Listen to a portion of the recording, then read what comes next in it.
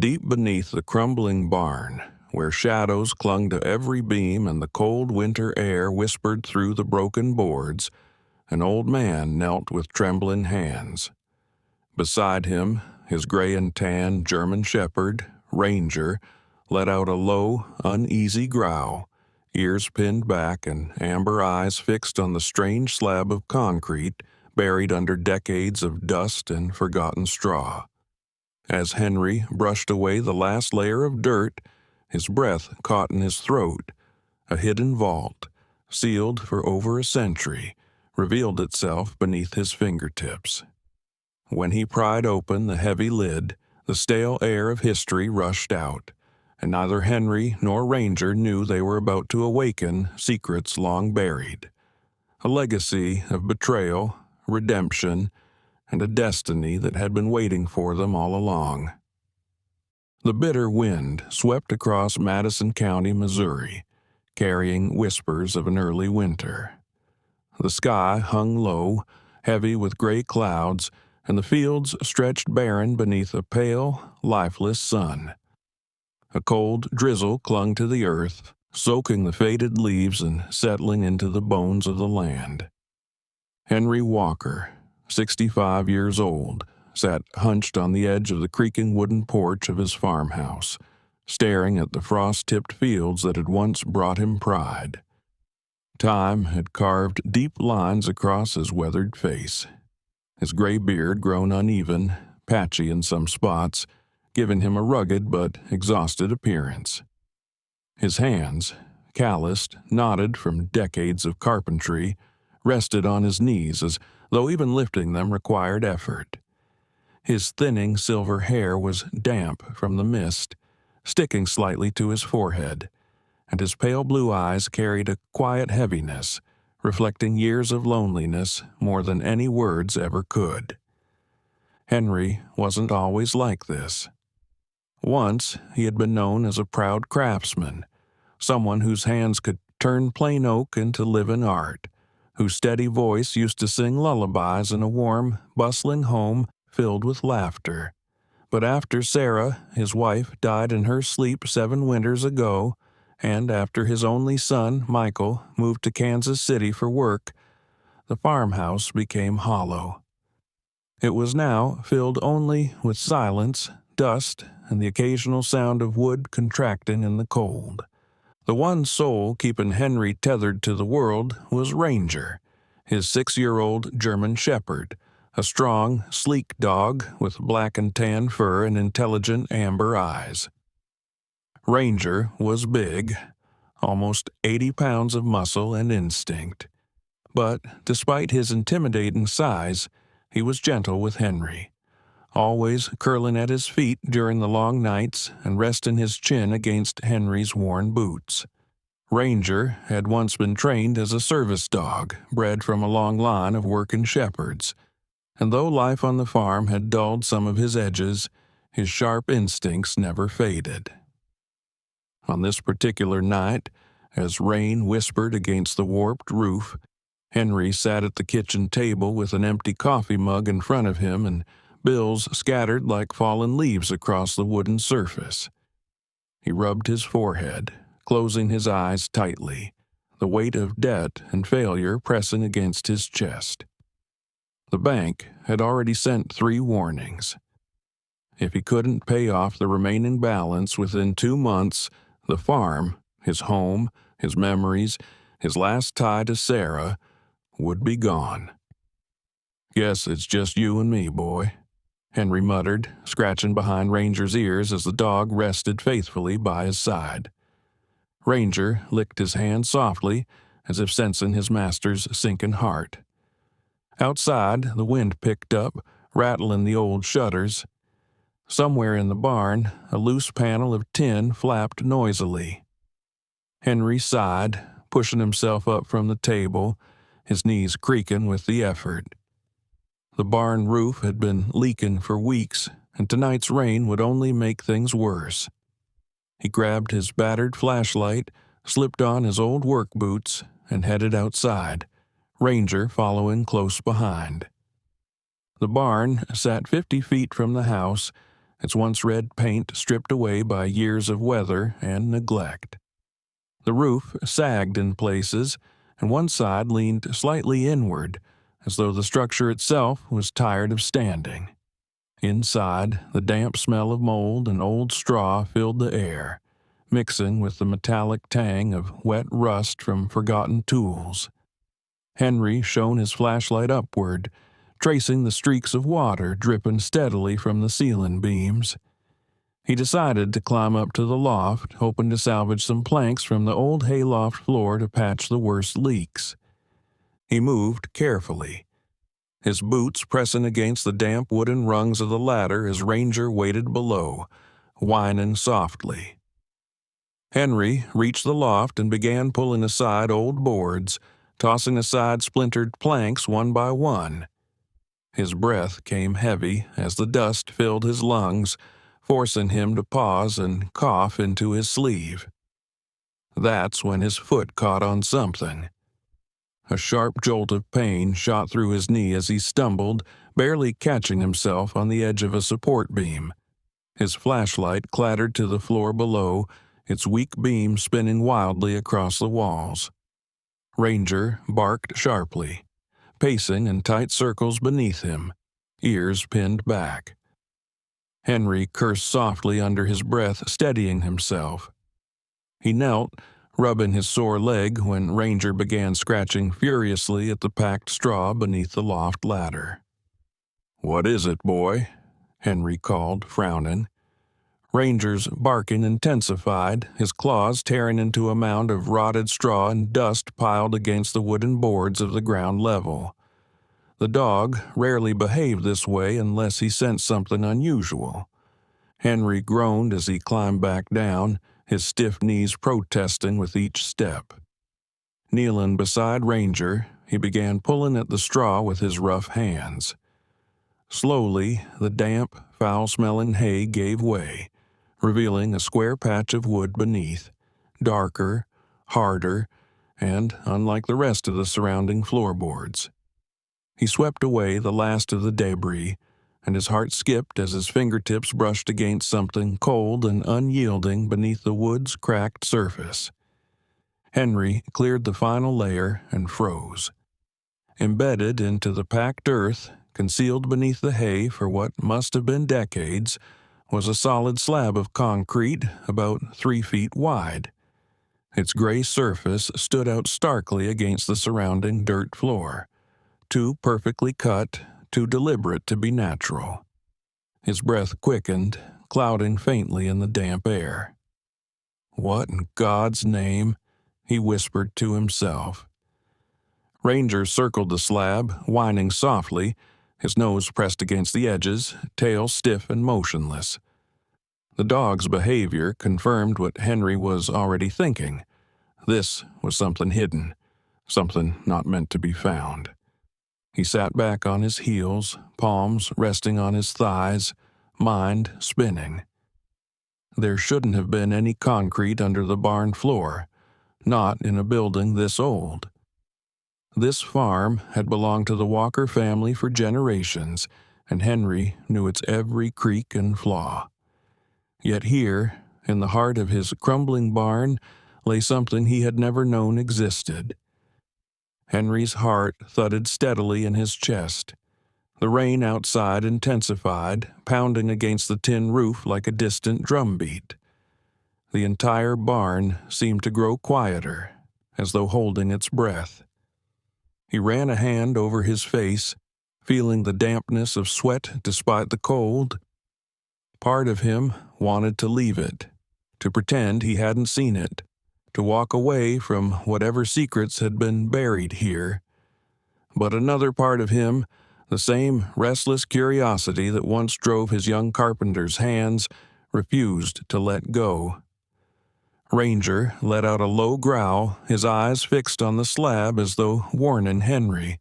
Henry placed a trembling hand on the concrete surface, feeling the chill of it seep into his skin.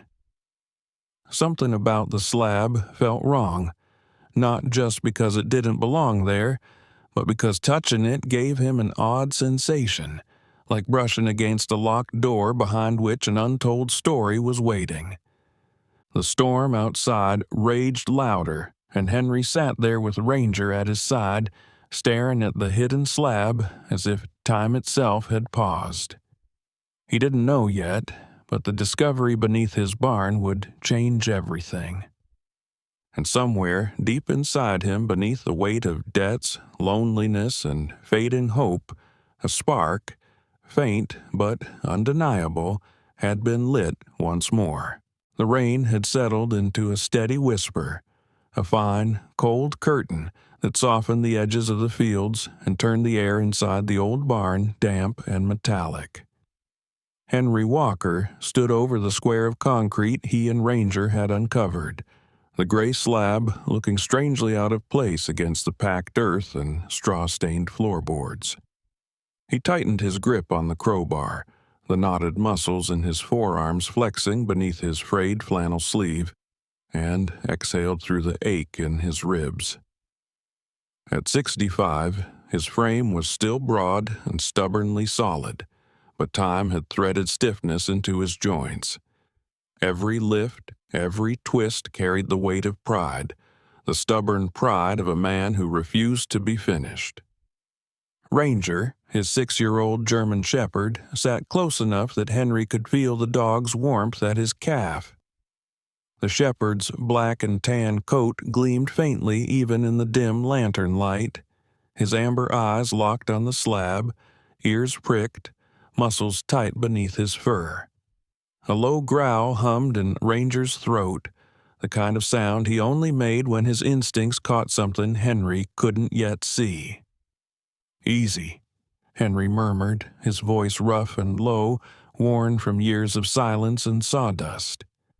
The crowbar's flat tip slipped into the narrow seam where concrete met soil. He leaned his weight forward, pushing, prying, and then the air shifted. A sudden hiss of stale dampness, mold rising sharp and sour. Beneath the tang of rusted metal came something else, older, heavier, as though the ground itself had swallowed a century's worth of secrets. Henry paused, breath misting faintly in the cold, the barn silent except for the soft patter of rain on the roof. Then, with a final grunt, the slab cracked free, rocking against the edge before he pushed it aside. A square opening yawned beneath him. The mouth of a hidden shaft revealed itself, lined with wooden framing darkened from age and damp. In its center, a narrow ladder of rusted metal dropped into darkness, each rung furred with orange corrosion. Henry lowered the lantern, its pale glow spilling into the narrow space, but it barely touched bottom. Ranger leaned forward and sniffed, his nose twitching, ears swiveling toward the depths as though something far below was breathing back at them.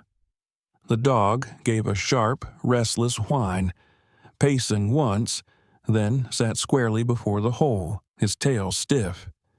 Henry swallowed hard.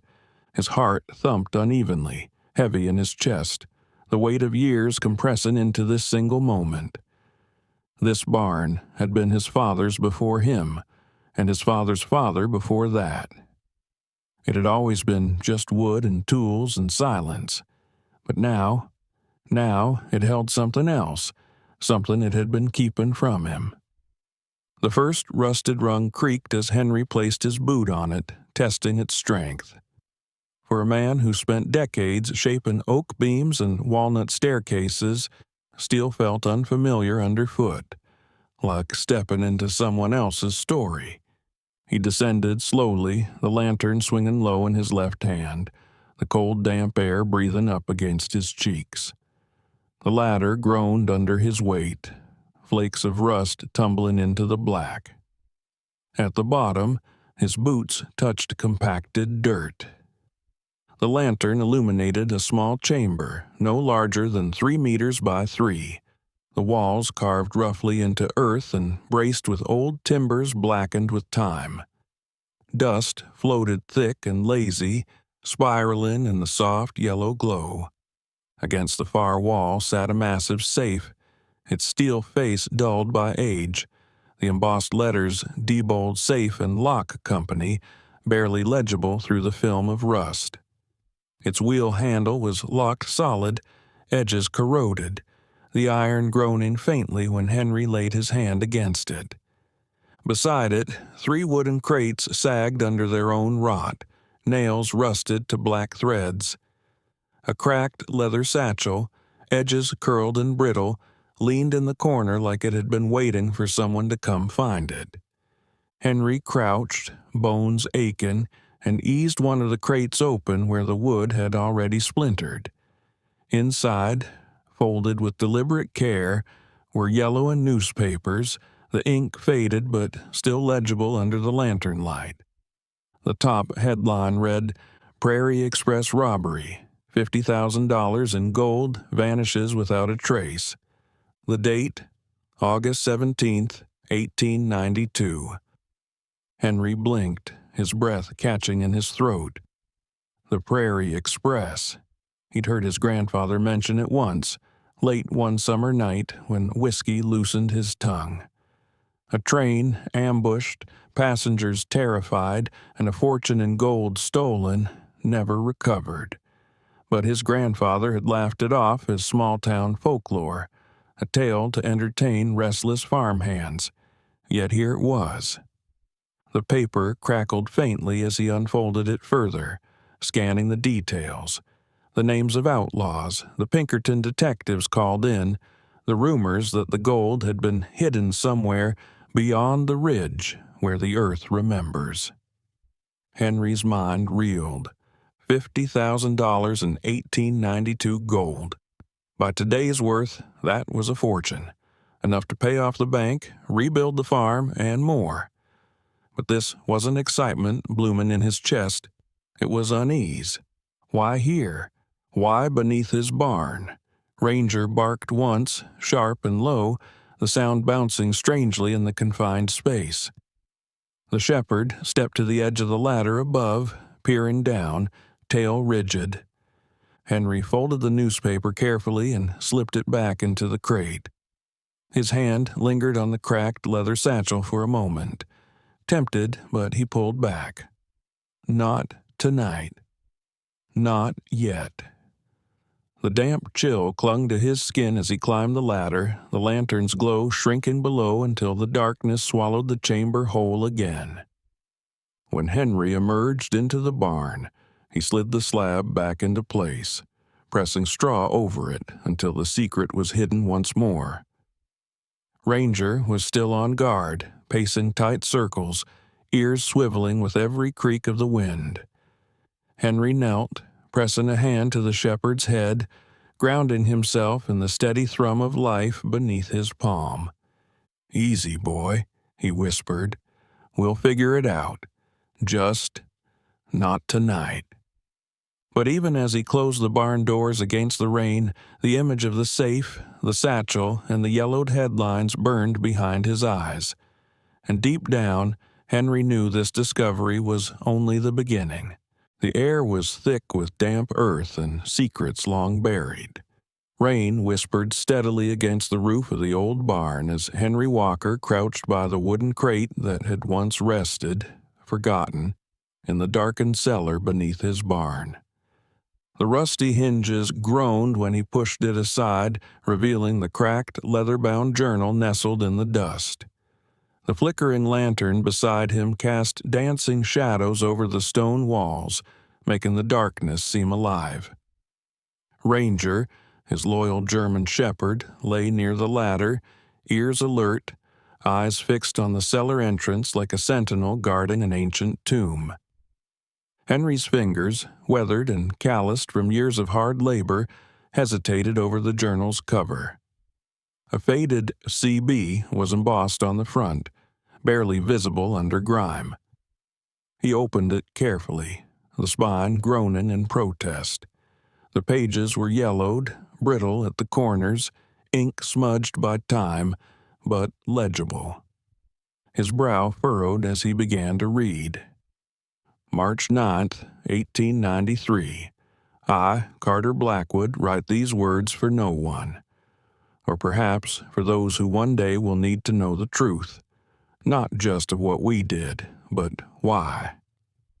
Henry blinked, the name striking like a cold wind. Blackwood.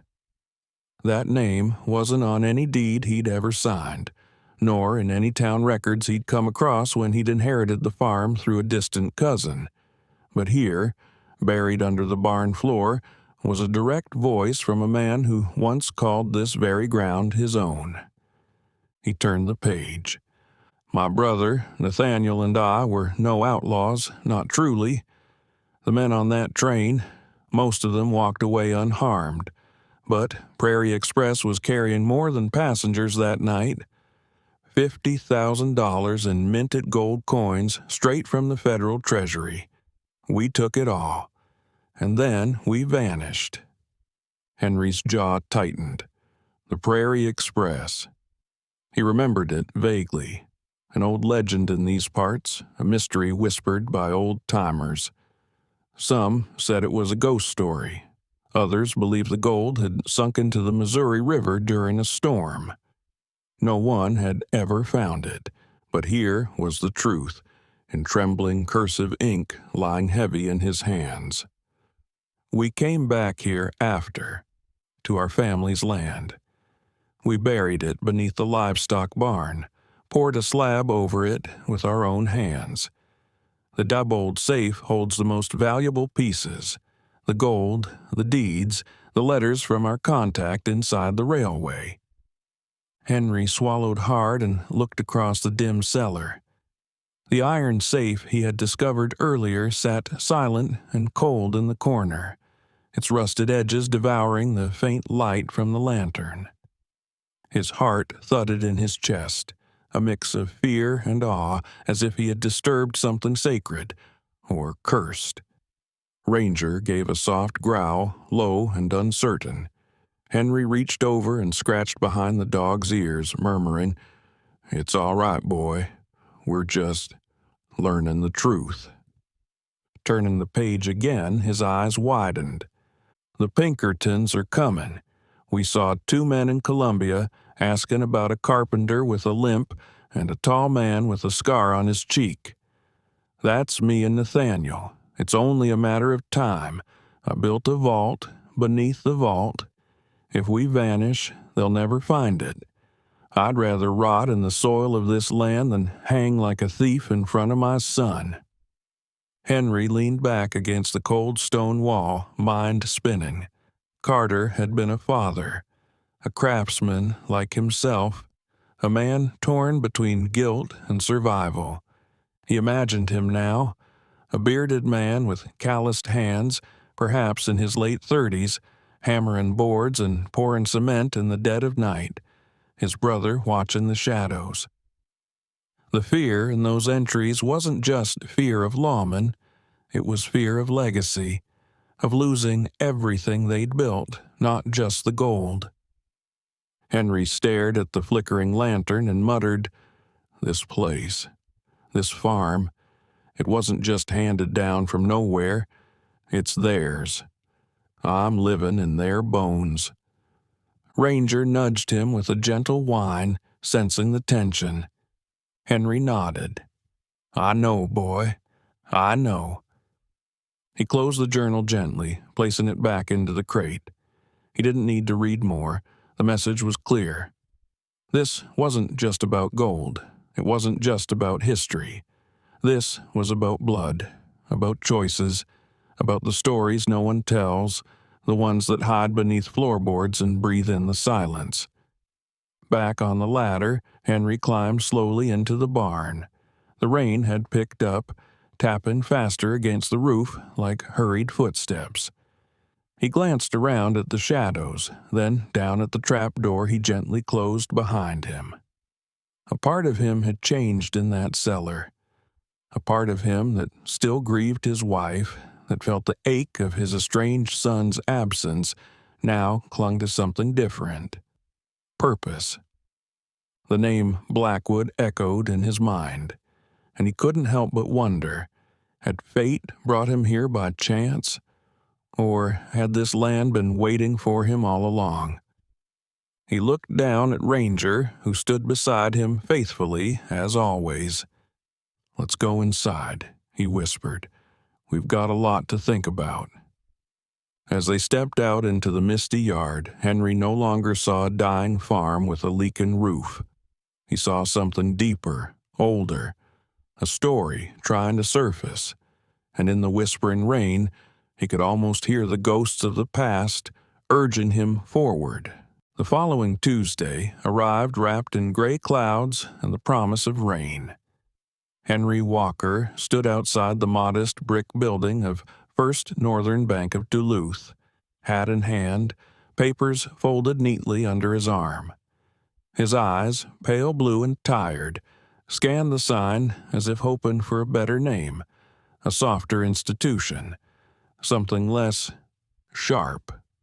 Behind him, Ranger waited patiently beside the truck, ears twitching each time someone passed too close.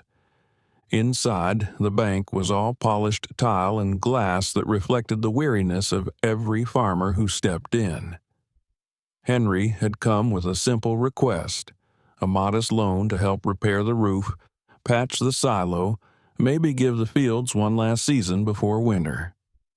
The banker, a young man with gelled hair and a smile as thin as his frame, had nodded politely, taken Henry's papers, and then asked a question that made the old veteran's stomach drop.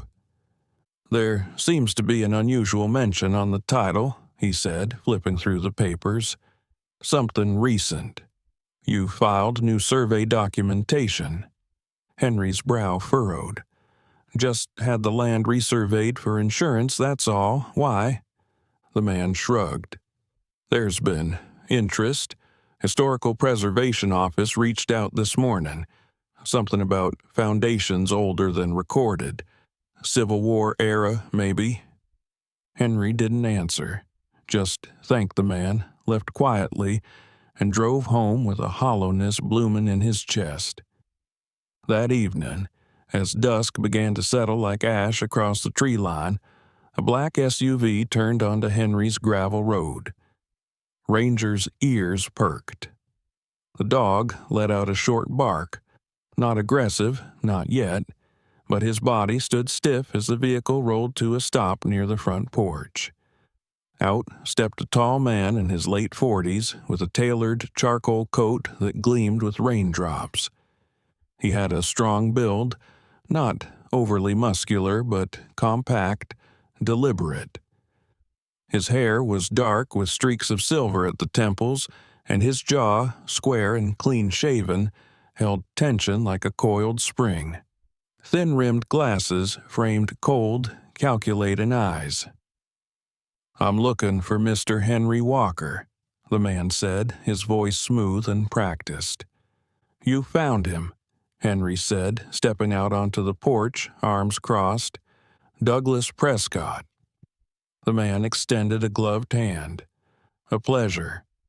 I believe we have business to discuss." Henry didn't shake it. Prescott withdrew his hand without flinching and looked around. "Charmin' place.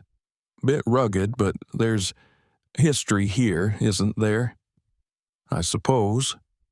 Prescott's eyes narrowed slightly, like a man measuring angles.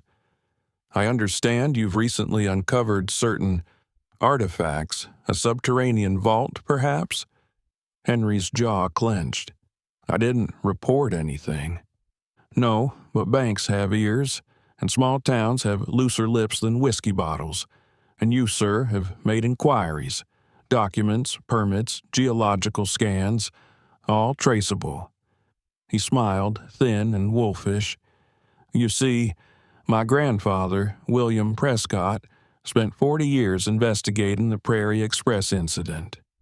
He was the lead federal agent on the case, the one who followed Carter and Nathaniel Blackwood to the ends of their trail until they vanished. That vault you found? That gold? It belongs to my family. My grandfather lost everything chasing it, his reputation, his rank. He died with a map in his hands and ridicule in the papers." Henry stared at him unmoved. That sounds like a family story, not a deed."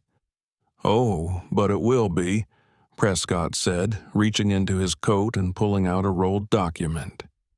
"I've already filed a petition with the Duluth Historical Commission to designate your barn and surrounding acreage as a site of historical significance. Once granted, any excavation or alteration will require state approval." Henry didn't touch the paper. "And if I don't agree?" Prescott's smile widened. "This isn't about agreement. It's about legacy, mine. And I assure you, I don't let things slip through my fingers." Ranger let out a low growl, almost inaudible, but Prescott's gaze shifted briefly toward him. "I'd advise keeping that mutt away from me," he said coolly. "Some dogs don't understand boundaries." "He understands plenty," Henry replied, "like when a snake slithers in dressed like a gentleman." The two men locked eyes. Something ancient passed between them, an understanding that this wasn't a conversation. It was a warning. Prescott stepped back slowly. "You've made your position clear. I'll let the lawyers take it from here." He turned, but before he reached the SUV, he paused. "One last thing. The Blackwoods, they were thieves, murderers, men who doomed anyone near them. Be careful where you place your sympathy, Mr. Walker." And then he drove off, tires spitting gravel behind him. Henry stood in the silence that followed, the wind picking up slightly through the trees. Ranger moved beside him, eyes still on the trail of the SUV, tail stiff and unmoving. Henry bent down and placed a hand on the dog's back. "Well, boy," he murmured, "looks like the past isn't done with us yet." The land beneath his boots felt heavier than before, as if it remembered everything Prescott claimed, and more. The rain hadn't stopped for 2 days. It came down in sheets that blurred the windshield of Henry's old truck and painted the courthouse steps in a slick, reflective sheen.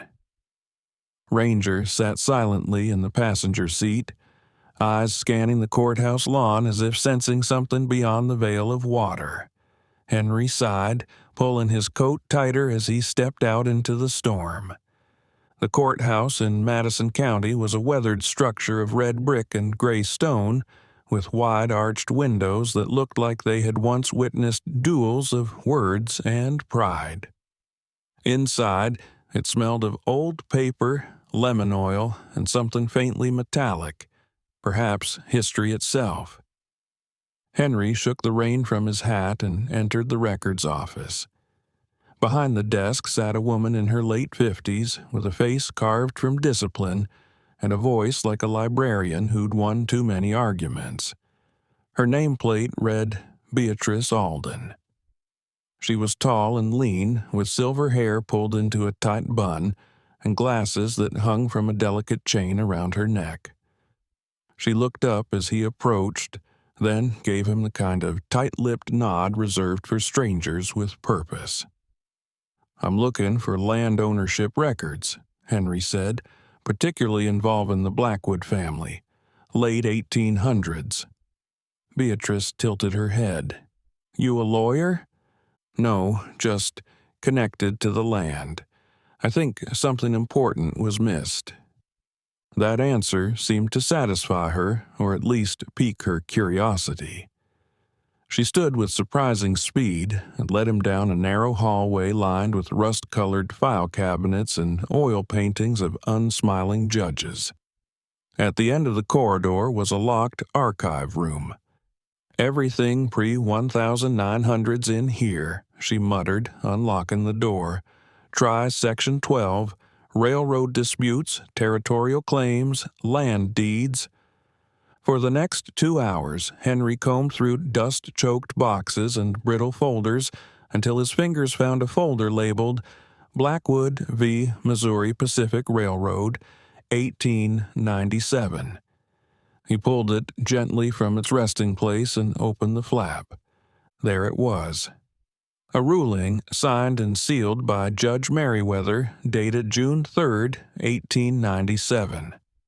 Carter Blackwood, having defended his land and possessions against claims by the Missouri Pacific Railroad, had not only won the case but secured a legal declaration that everything on and beneath the land, including assets related to the Prairie Express incident, was the lawful property of his family. The final paragraph stopped Henry cold. In perpetuity, said holdings are to remain with the registered owner of the land known as Parcel 42 of Madison County, as recorded. No future claims by railroads, private corporations, or government entities shall override this ruling. He blinked. Parcel 42. That was his property now, bought, taxed, and tilled by his own two hands, which meant the treasure was legally his. No matter what Prescott said, no matter what schemes were underway, Henry returned the file carefully and took a scanned copy, thanking Beatrice, who eyed him with quiet curiosity. "Find what you were looking for?" she asked. "I did," he said, "and maybe more than I expected." Before leaving town, Henry made one more stop, the Madison Historical Society. The building was less official than the courthouse, more like an overgrown museum, filled with antique maps, yellowed portraits, and an old woman behind the counter who looked like she had personally dated half the Civil War soldiers whose faces adorned the walls. Her name was Martha Glencoe, a local historian in her 80s with soft curls of white hair and the uncanny ability to quote newspaper articles from 1890 by memory. Short and slightly hunched, she wore a red knit shawl and smelled faintly of lavender and tobacco. Henry explained his interest in Carter Blackwood, and Martha's eyes lit up like a child discovering a long-lost toy. Carter and Nathaniel were legends, she whispered, but misunderstood. Most people think they were criminals, but that's not true. They were whistleblowers.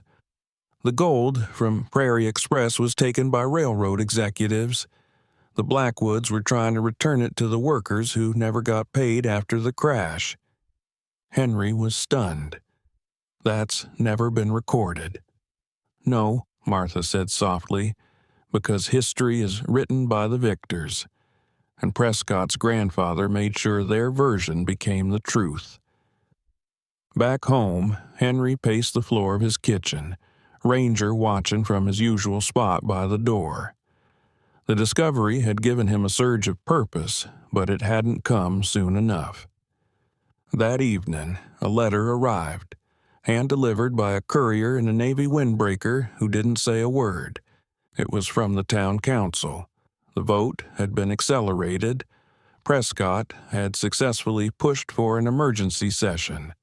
In 48 hours, the land would be temporarily declared a site of potential historical interest, giving the council legal authority to halt any activity on it. Henry crushed the letter in his fist. He looked at Ranger. The dog was standing now, ears erect, his eyes steady on Henry as if waiting for him to act. The old man placed a hand on his companion's head. "We're running out of time, old friend." The wind that night had a sharper bite than usual, whistling through the wooden slats of the barn and rattling the shutters on the windows like a warning too old to ignore. Henry had barely slept since the letter from the town council arrived.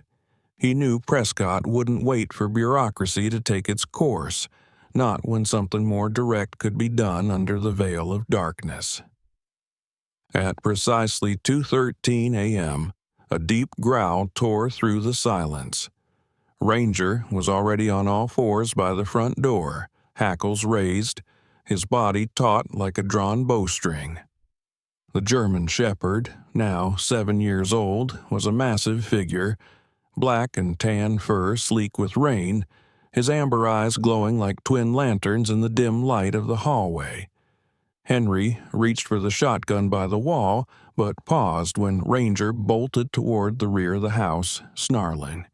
Henry followed, heart pounding, and threw aside the curtain of the kitchen window. Beyond the tree line, at the edge of his land where the field sloped into the darkness, sat a black SUV, its lights off, its windows tinted. From the driver's side, a figure emerged, tall and broad-shouldered, wearing a dark rain poncho that hung to his knees. A second man slipped out the passenger door, shorter but no less purposeful in his movements. They moved low, like men who had done this before. Henry's mouth tightened into a grim line. He opened the back door slowly, the hinges groaning despite his efforts. Ranger was already outside, moving silently along the porch, eyes locked on the intruders. Henry raised his phone, capturing the vehicle's license plate, then zoomed in on the men. One of them held what looked like bolt cutters. The other carried a black duffel bag. As the figures neared the barn, specifically the trapdoor that led to the hidden cellar, Ranger erupted.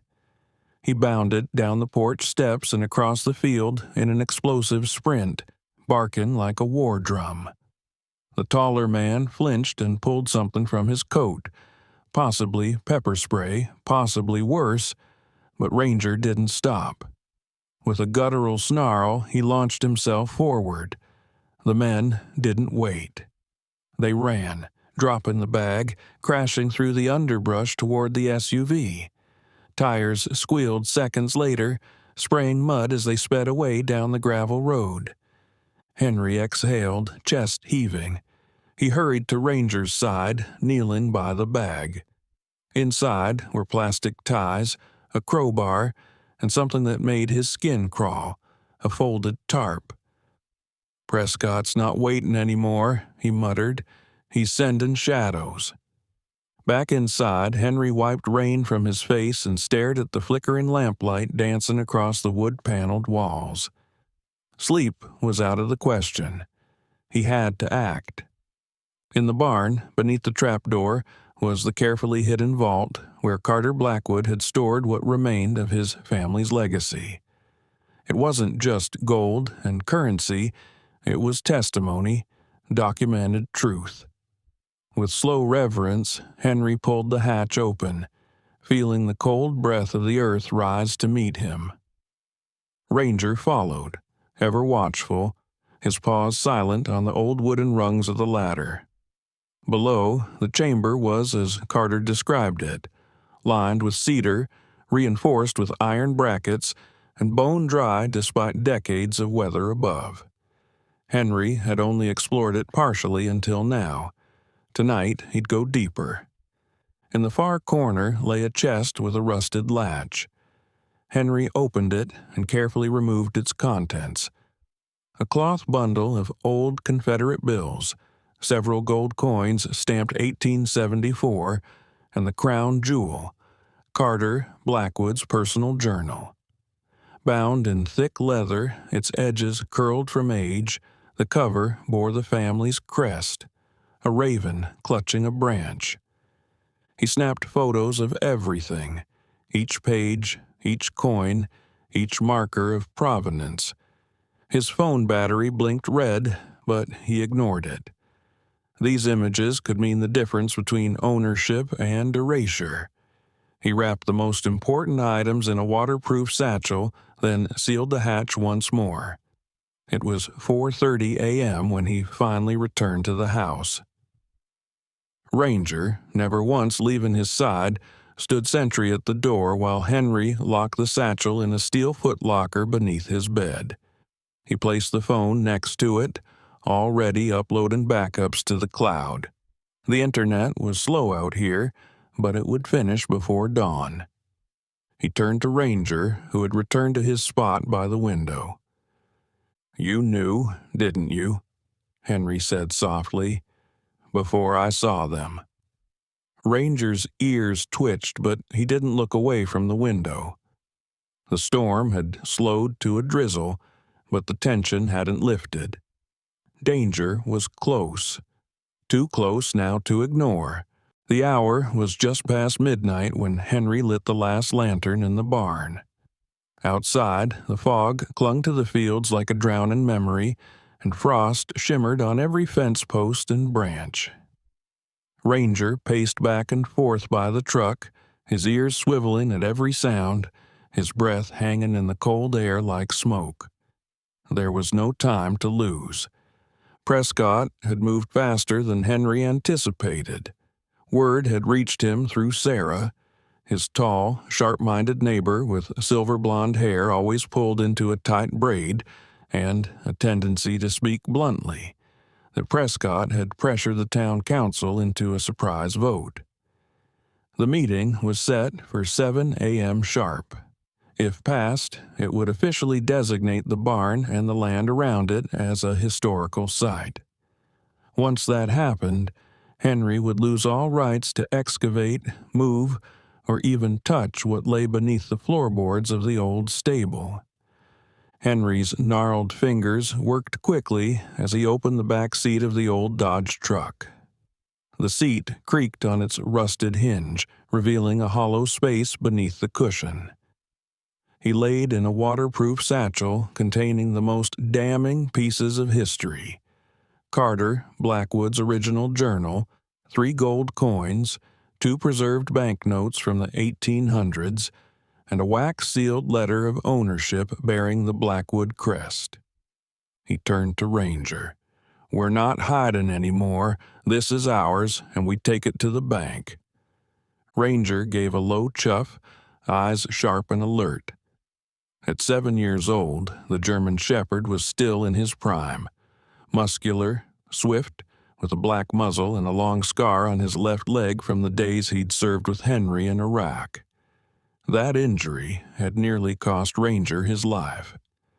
But now it served as a mark of loyalty and survival, just like Henry himself. By 3:02 a.m., they were on the road. Henry gripped the steering wheel tight, his knuckles pale. The dashboard lights cast a cold blue glow across his face, revealing deep lines carved from grief and long winters. Ranger sat in the passenger seat, alert, watching the darkness outside with disciplined stillness. The highway stretched like a ribbon of silence across Missouri's countryside. Every so often, patches of mist swallowed their headlights, and the tires hummed against the frost-crusted asphalt. But 45 minutes into the drive, Ranger growled. Henry's eyes darted to the rearview mirror. At first, nothing. Then a glint.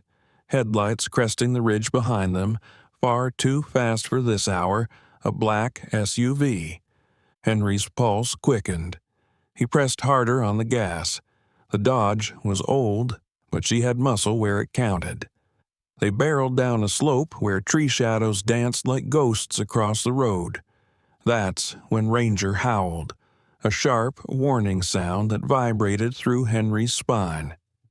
Just ahead, at the bend near Dalton's Creek, Henry caught it, a flash of something in the road. Instinct kicked in. He yanked the wheel left, tires screeching as they narrowly avoided a pile of broken branches and metal strips, clearly laid as a trap. The SUV behind them wasn't so lucky. The screech of brakes and the unmistakable thud of impact followed. Henry didn't stop. He pushed the truck harder, the engine growling with effort as they soared past the county line. It wasn't until they reached the city limits of St. Louis that Henry finally exhaled. The frost had thickened on the windshield, but dawn had not yet touched the horizon. They still had time. At precisely 5:57 a.m., Henry pulled up in front of the Central Bank of St. Louis. The building loomed with its stone facade and tall glass doors, a remnant of the city's older elegance. A sleepy security guard at the front desk, an overweight man with a thin mustache and bleary eyes, blinked in confusion as Henry and Ranger approached. "I need to speak with Manager Clarendon," Henry said, placing a worn leather envelope on the desk. "It's about a deposit, historic in nature." Mr. Clarendon, a short, tidy man in his late 50s with salt and pepper hair and an expression carved from marble, appeared within 10 minutes. He wore a navy suit that seemed more comfortable on a courtroom floor than in a banquet hall. His demeanor was cold but professional. Inside the private vault room, Henry laid everything on the table: documents, currency, Carter's journal. He explained quickly, without flourish. "This needs to be locked in your top-tier security until the legal matter is resolved," Henry said, "and I need certified verification that this deposit is in my name, with time and date."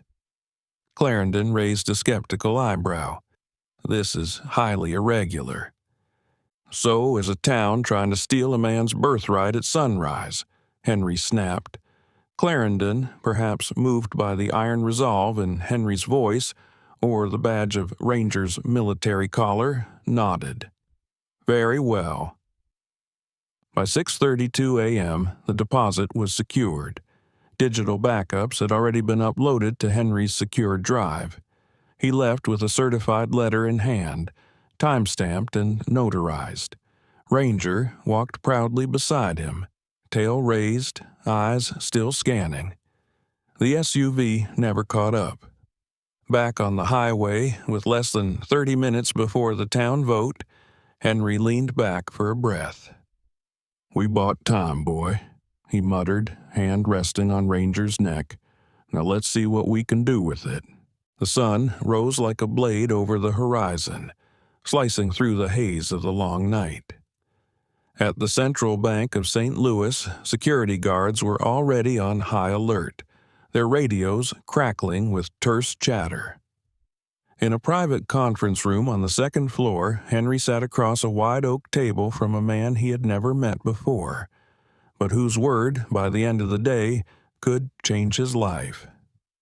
Thomas Layton was a man of few unnecessary movements. In his early 60s, he had a tall, lean frame wrapped in a tailored gray suit, and his silver hair was combed back with military precision.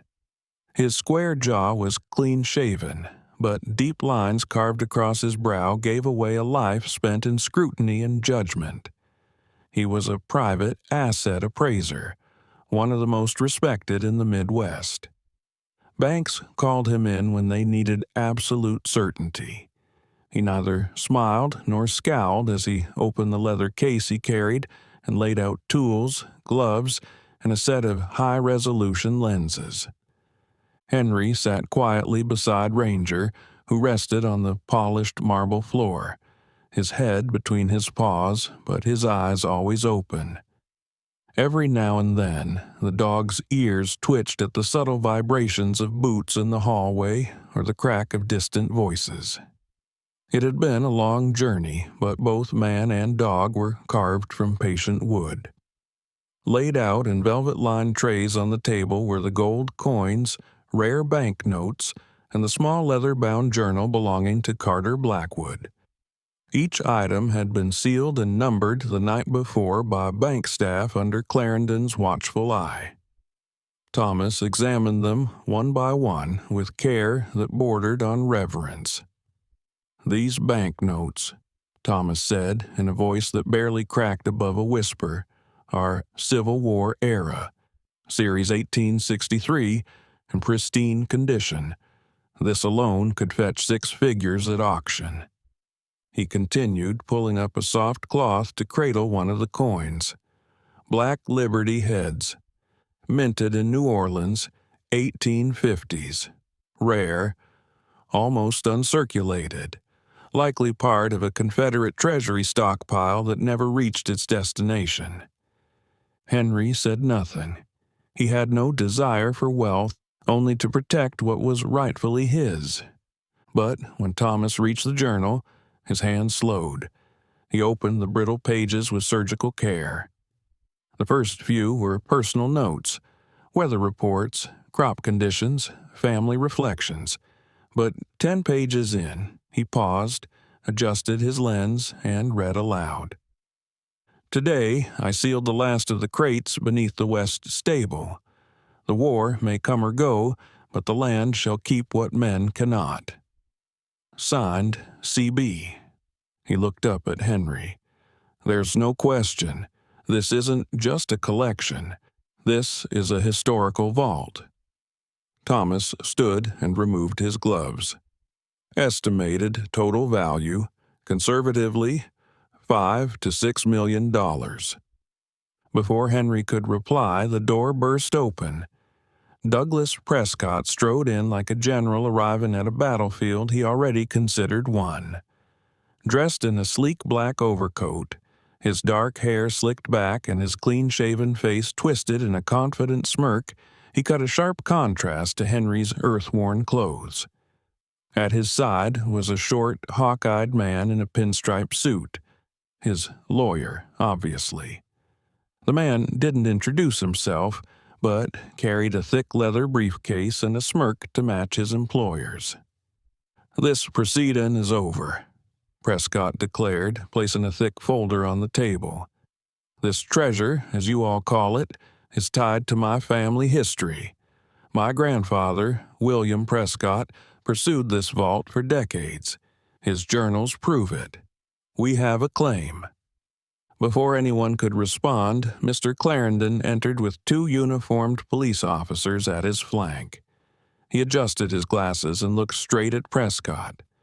"You were not invited, Mr. Prescott, and you're not on record as a claimant. Furthermore, based on the court document filed this morning," he pulled a sheet from his folder and laid it before the officers. "The 1897 ruling by the Missouri Territorial Court affirms Carter Blackwood's sole ownership of the property and all assets found on it. Mr. Blackwood's estate now legally resides with Mr. Henry Cartwright as the land's current title holder." Prescott's expression twisted. "This is a mistake." "No," Clarendon replied coldly. "This is law." The lawyer opened his mouth, but one of the officers raised a hand. "Sir, I must advise you that interference with verified property under active legal review can be considered obstruction. Do you wish to continue?" Prescott's lips pressed into a thin line. Without a word, he turned and stormed out, the lawyer following with hurried steps. Ranger let out a low, satisfied grunt. Henry leaned back in his chair. "So, what happens now?" Clarendon gestured toward the window, where a heavy black truck was pulling into the bank's loading zone. Its armored body gleamed under the morning sun. "We're transferring the entire vault contents to an off-site facility. Federal-grade storage, no outside access. Until this matter is closed in court, which we fully expect to go in your favor, the bank will ensure its safety." Thomas added, "I'll provide sworn appraisal statements and witness documentation. This will hold up under any legal scrutiny." As the armored vehicle's team entered, tall, stoic guards in reinforced vests and mirrored sunglasses, Ranger stood and placed himself protectively at Henry's side. The vault door opened, the trays were secured into reinforced containers, and with solemn silence, the march began. By the time the vault closed again, Henry felt something loosen in his chest, something he hadn't felt in years. Justice, perhaps. Or simply the power of being seen, finally not as a relic of a dying farm, but as a man whose roots were deeper than greed could reach. The night was thick with fog, rolling across the Missouri hills like a tide of ghosts. The air smelled of wet earth and frost, and even the wind seemed to hold its breath.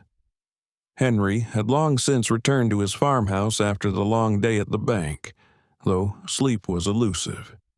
He sat by the fireplace, sipping lukewarm coffee, while Ranger dozed at his feet, one ear still twitching to the subtlest sound. The farmhouse was quiet, too quiet. Even the old floorboards that usually creaked in their nightly ritual had fallen silent.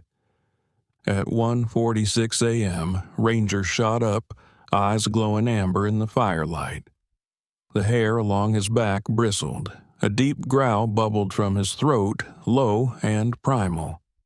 Henry followed his gaze to the window. At first, there was nothing but dark. Then headlights, dimmed and deliberate, flickered through the trees near the old barn. Henry stood slowly.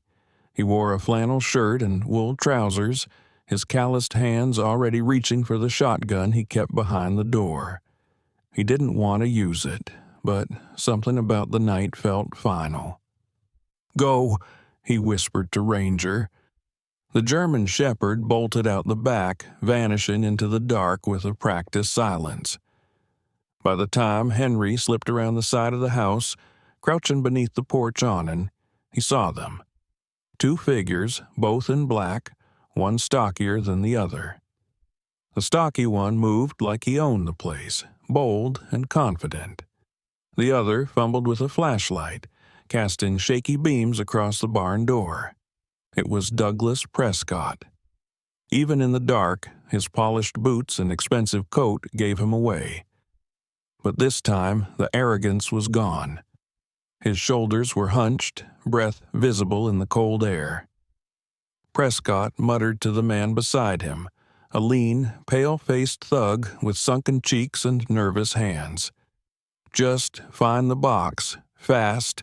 I know where he hid it." From the darkness behind the barn came a sound like rolling thunder. Ranger. One bark, sharp and furious, then another. The men froze. Prescott dropped the flashlight.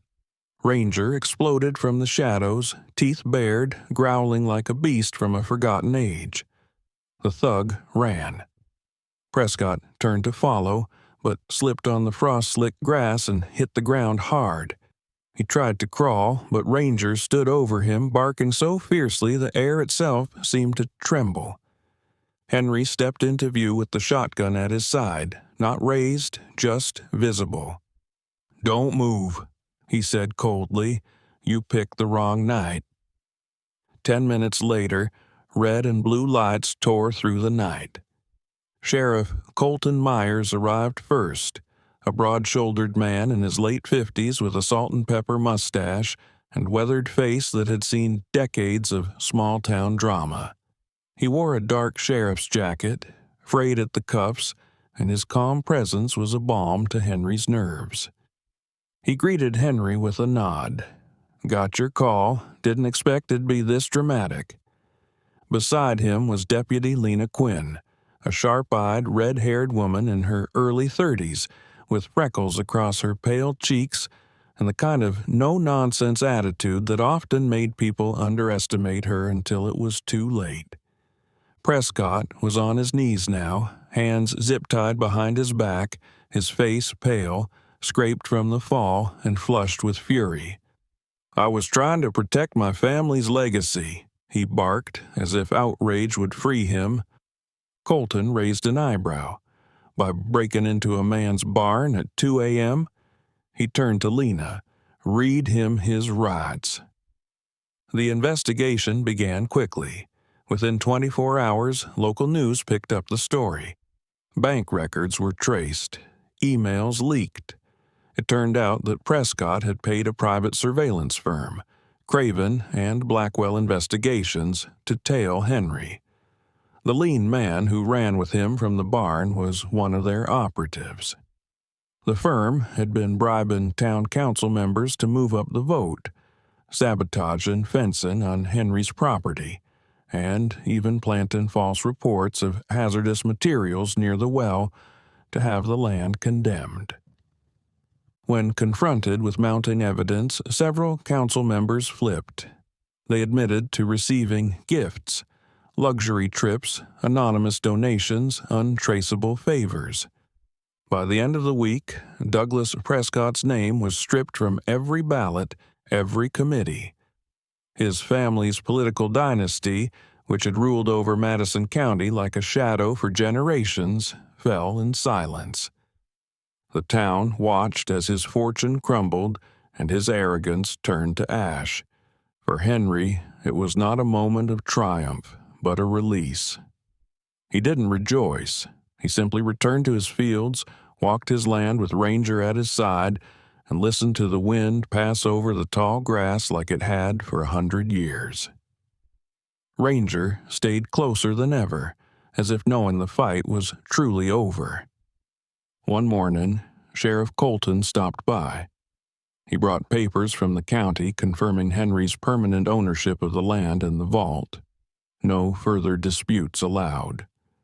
Colton shook Henry's hand and said, "Madison needs men like you. Quiet men. Honest ones. The kind who don't ask for anything except to be left in peace."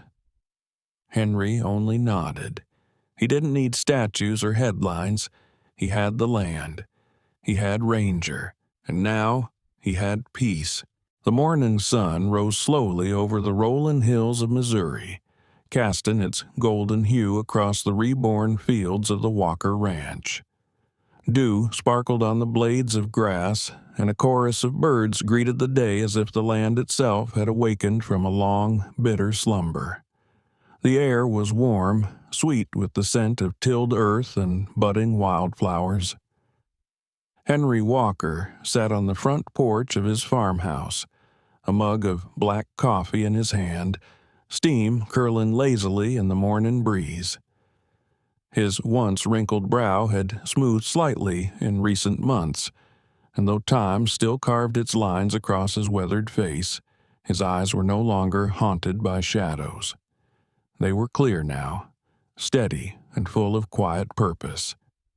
He wore a simple plaid shirt, faded jeans, and leather boots worn from work, not war.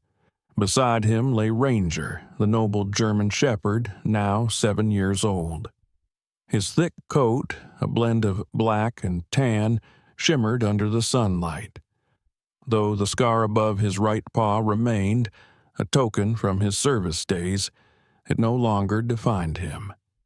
Today, he was simply a dog enjoying the scent of morning and the freedom of open land. Every so often, he chased a butterfly or rolled in the grass like a carefree pup. 6 months had passed since that long and brutal night when Prescott had tried to claim what was never his. Now the barn had a new roof, freshly painted in a deep red that caught the sun just right.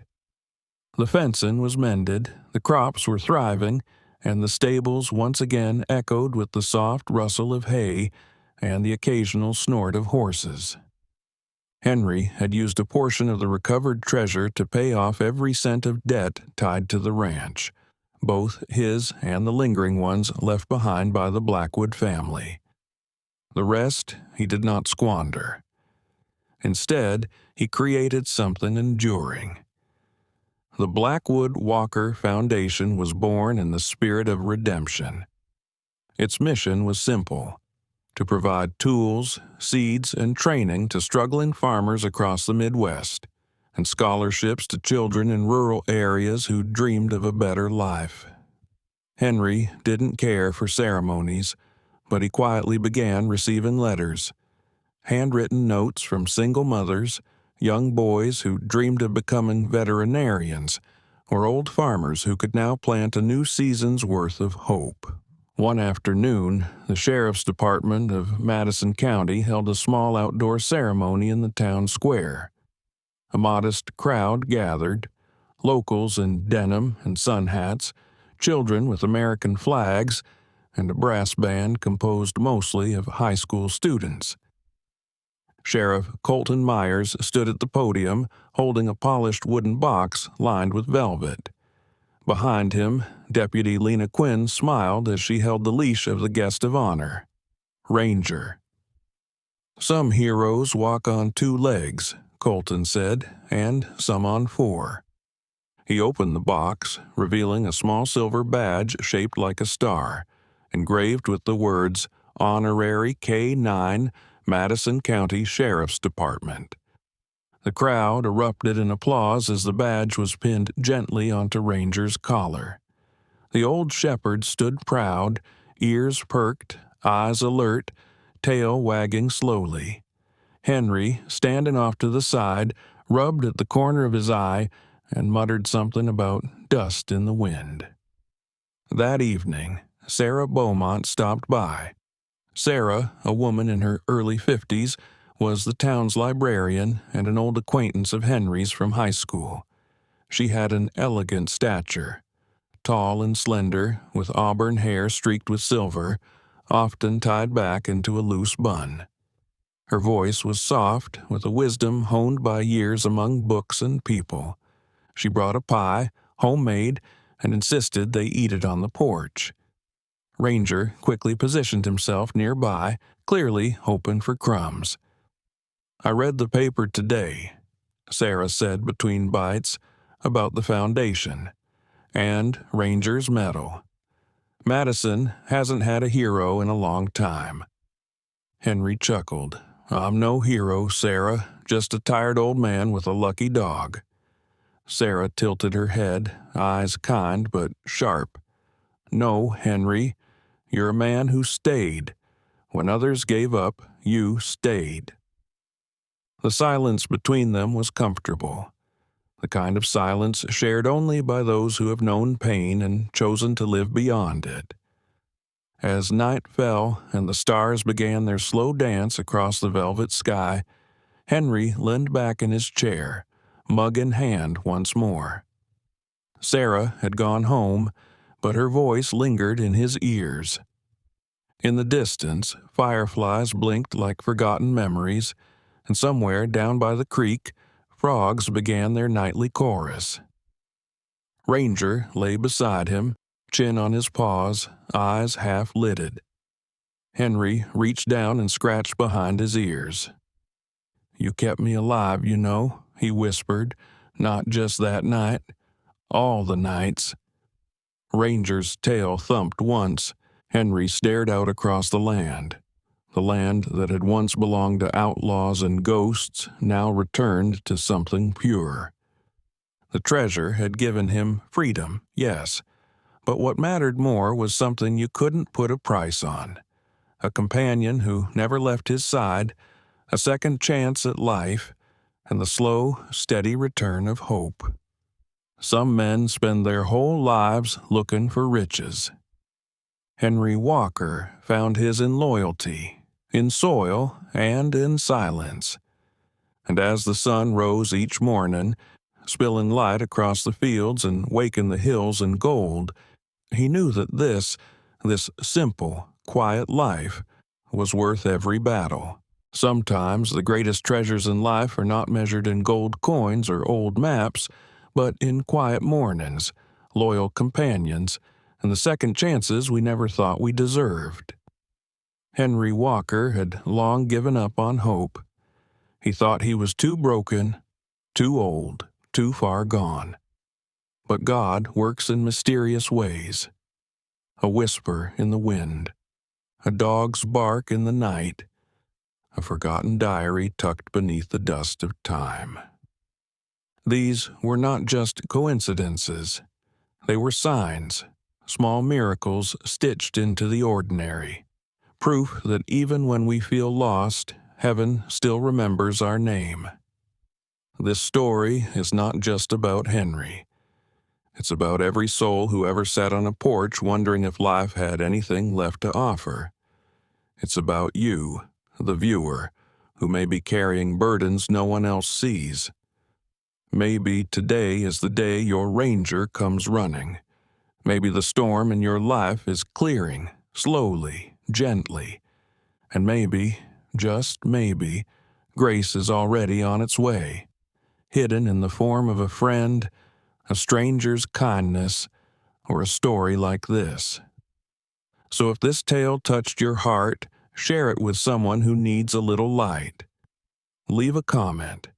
We read every one. And don't forget to subscribe, because we believe in telling more stories where lost things are found and where broken people get rebuilt. May God bless you and keep you. May He send you your own quiet miracle, just when you need it most. Until then, hold on, believe, and walk with hope.